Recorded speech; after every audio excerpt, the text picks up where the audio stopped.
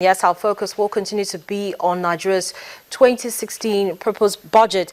Of course, so much has been said about it, talking about the recurrent expenditure versus the capital expenditure, I beg your pardon, where a lot of people are saying that 70 to 30% ratio might not just begin to cut what exactly needs to be done in 2016. But on the program right now, we're going to be focusing on monetary and currency policies. Now, the president, while presenting his speech, talked about carefully assessing the exchange rate regime, keeping in mind the willingness to attract foreign investors, but at the same time managing and controlling inflation to a level that will not harm the average Nigerians. And so, of course, we remember there's been growing calls for the devaluation of the Naira by the Central Bank of Nigeria. Now, in light of what the president has said, will we begin to see a currency adjustment in 2016, maybe flexibility, if you'd like to call it that way?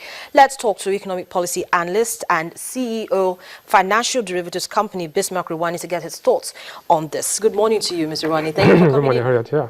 So, listen to that little line I just read, and of course, you listened to the president's presentation on Tuesday at the joint session of the National Assembly. When you heard this, what was your immediate thought? First and foremost, let's try and simplify things. What is a budget? A budget is an estimate of planned expenditure and revenue. An individual has a budget plan how you spend for the month. And a firm has a budget plan for the year, and a country at the same time. So, but also the budget is a tool of economic management. Three components. The government wants to know that I can fund my programs and my promises to the people. Companies want to know that they can get foreign exchange when they want it and invest.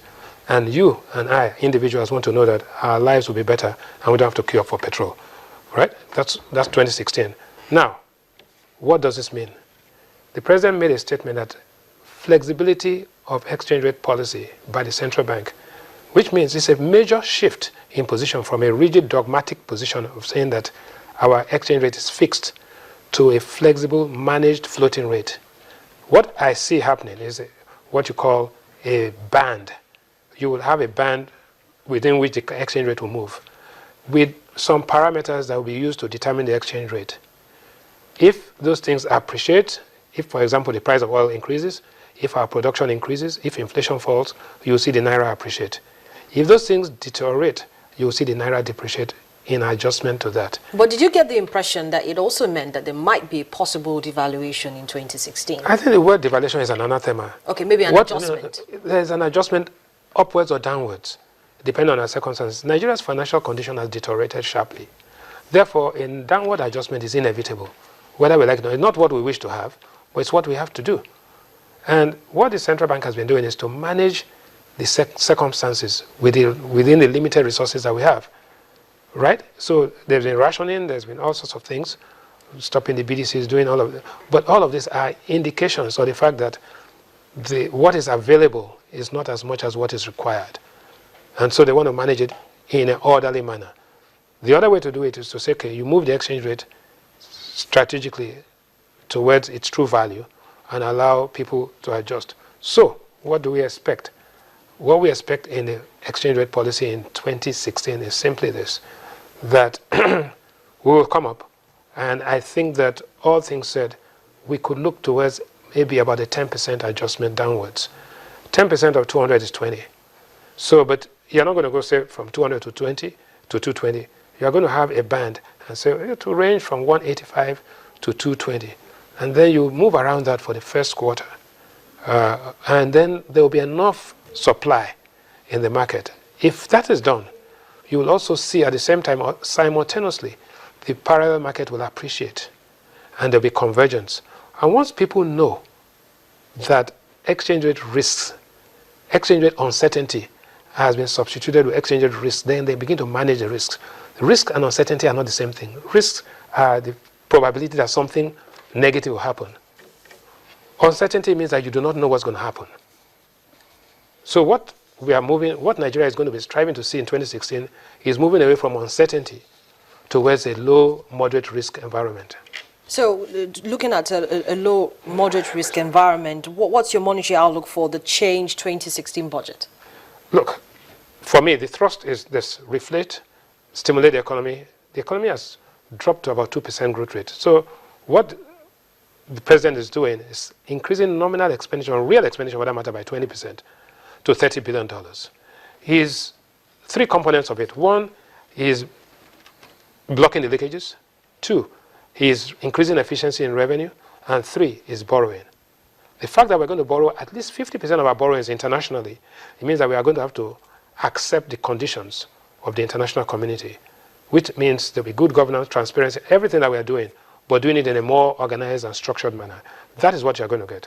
But then we have a safety net for the poor, because this president ran a campaign based on providing support for the poor and the needy. So there's a safety net, the intervention programs. You see that expenditure on health and education are higher than expenditure on defense. It's a very important signal. So in terms of intentions, the budget of change is excellent. In terms of implementation, I would say that depending on the team that is put in place, they'll be able to efficiently deploy. But you don't expect any miracles. There's no silver bullet here.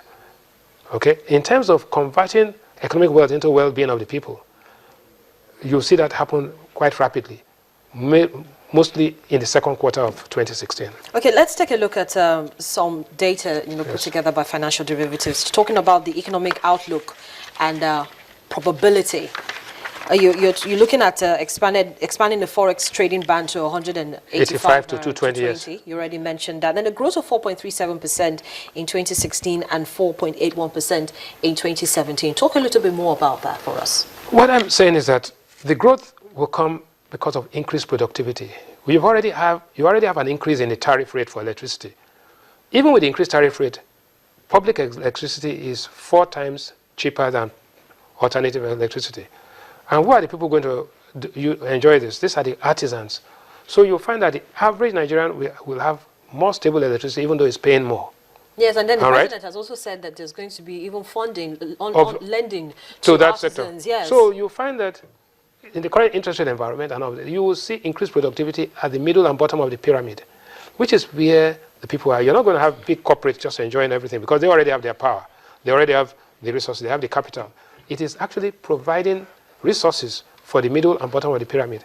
How it's going to be executed depends to a large extent on the economic agents. The economic agents being the banks, being investors, being the markets, and then being the intermediate institutions. That is where you're going to see, and that is where monitoring the performance of the economy by an economic management team put together by the president and using the Ministry of Investment, Budget, Finance, and the central bank to drive economic deliverables. Well, you can only drive economic deliverables when you're able to get funds at very affordable interest rates. So if, for instance, an MSME goes to the bank and wants to take 500 to 1 million naira loan, and you're getting such a huge interest rate put on it, you just might not want to take that loan at all. True. Lending is one thing, equity is the other. There are so many schemes that are in place, but the schemes have always been on paper, rather long on rhetoric and poor on action. Now, what we are going to see is implementation of these things. Implementation is a major drawback for Nigeria. So we're going to have a combination of things. There's going to be international investment coming in. There's going to be domestic investment mobilizing savings. And then you're going to see productivity gains because of infrastructure. And you have Governor Fashola driving the infrastructure in terms of works, power, and housing. And you have Governor Amechi driving rails, ports, marine. And you have the petroleum and solid minerals moving. There's already a solid minerals program that has just been announced. So we're going to see a lot of this. But all of these are programs. We want to see actuals, specifics. And this is where we're going to be holding government to its promises. So talking about specifics now, yes. What monetary policy and actions can actually be put out that will support Buhari's 6.08 trillion naira budget? Okay, there will be a monetary policy committee meeting on the 18th and 19th of January. I expect that since the president has said the central bank is coming up with a policy, exchange rate policy, not an exchange rate. You see, everybody in Nigeria, what's the exchange rate? 240, 250, 270, 280. Those are rates. The policy is, what policy are you going to have in place which ties your resources, available resources, to the pricing of your exchange rate? So what are our reserves? Our reserves are $29 billion. What's the price of oil today? $36 compared to 2 years ago. So can we afford to spend on things that we can't really buy? No. So are we going to start regimenting what you can buy and what you cannot buy? I don't think that's old school. What we are going to be doing is that we're going to use market forces to, and the narrative is going to move from protectionism and nationalism to competitiveness. What are those things that we can do that we can sell and buy both domestically and internationally without fear of competition? India has done it. Other countries have done it.